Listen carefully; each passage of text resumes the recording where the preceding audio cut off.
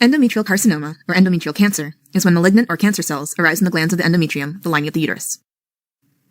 The uterus is a hollow organ that sits behind the urinary bladder and in front of the rectum. The top of the uterus above the openings of the fallopian tubes is called the fundus, and the region below the openings is called the uterine body.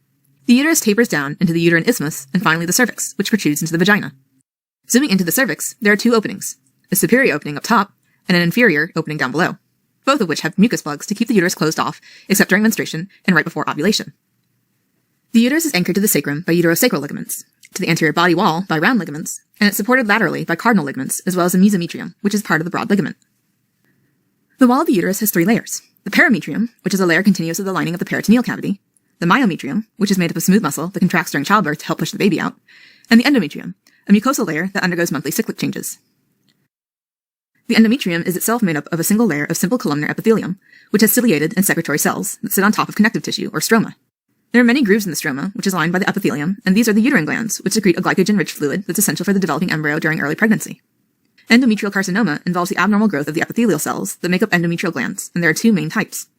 The most common type is type 1 endometrial carcinoma, which is also called endometrioid carcinoma because the tumors grow in a way that looks like normal endometrial glands. It usually involves several genetic mutations in endometrial cells, including PTEN, a tumor suppressor gene, PIK3CA, an oncogene, and ARID1A, a gene regulating chromatin structure. All of these mutations increase signaling in the PI3K AKT pathway, which promotes growth and replication of endometrial cells. More signaling in the PI3K AKT pathway also enhances the expression of genes which are linked to estrogen receptors. So having high levels of estrogen will cause the endometrium to undergo hyperplasia, leading to increased risk of developing type 1 endometrial carcinoma. Now, excessive estrogen can come from obesity, because fat cells convert adrenal precursors into sex hormones, taking tamoxifen, a breast cancer medication that blocks estrogen receptors in the breasts but stimulates them in the uterus, and postmenopausal estrogen therapy given without a progestin to balance it out. Other risk factors related to high estrogen levels are having never been pregnant, chronic anovulation when the ovaries don't release an egg during a menstrual cycle, and having many menstrual cycles. Age is also a factor, since endometrial carcinoma tends to develop in women who have already gone through menopause, usually around 55 to 65 years of age. Finally, a hereditary condition called hereditary non-polyposis colorectal cancer, also called Lynch syndrome, causes a high risk of developing certain cancers, including colon cancer and endometrial carcinoma. The good news is that there are actually factors that protect against type 1 endometrial carcinoma.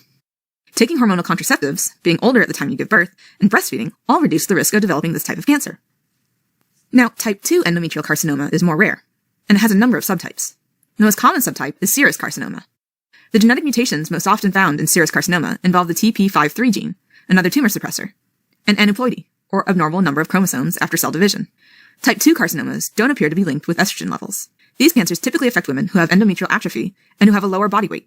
They also tend to develop later in life than type 1 and are more common in women of African descent.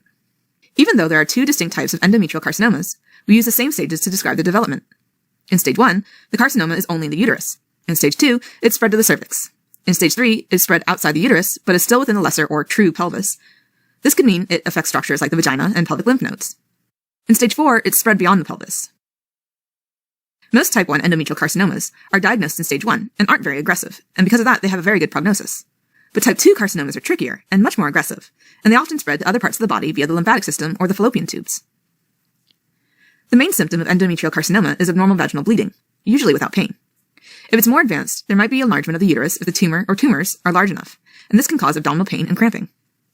Diagnosing endometrial carcinoma usually involves doing a transvaginal ultrasound to determine if the endometrium is abnormally thick. If it's more than 4 millimeters thick, then a biopsy, or a dilation and curettage procedure, is used to remove some endometrial cells and confirm the diagnosis. Surgery is the treatment of choice for all types and stages of endometrial carcinoma. This typically means the removal of the uterus, both ovaries, and both fallopian tubes, also called a hysterectomy with bilateral salpingo-oophorectomy, combined with the removal of pelvic and para-aortic lymph nodes.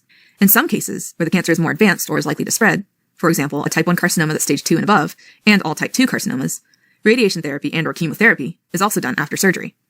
Alright, as a quick recap. Endometrial carcinoma is a very common cancer of the lining of the uterus.